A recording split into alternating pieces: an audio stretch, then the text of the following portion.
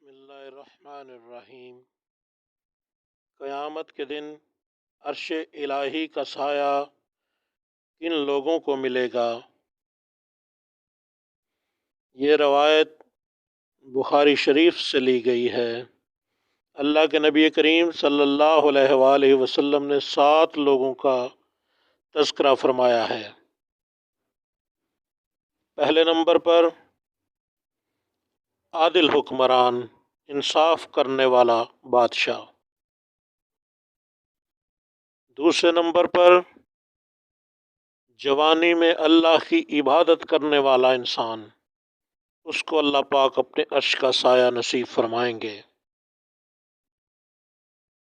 تیسرے نمبر پر تنہائی میں اللہ کی یاد میں رونے والا، اللہ کے ڈر سے رونے والا انسان، اس کو اللہ پاک اپنے عرش کا سایہ نصیب فرمائیں گے۔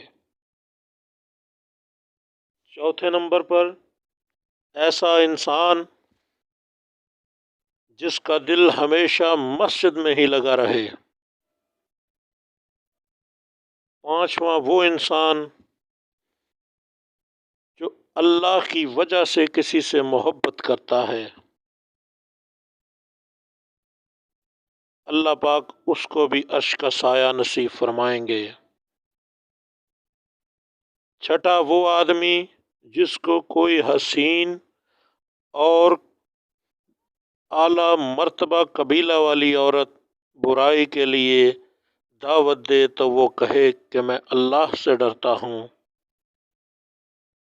ساتواں وہ فرد جو پوشیدہ خیرات کرنے والا ہے۔ ان 7 لوگوں کو اللہ اپنے عرش کا سایہ نصیب فرمائیں گے۔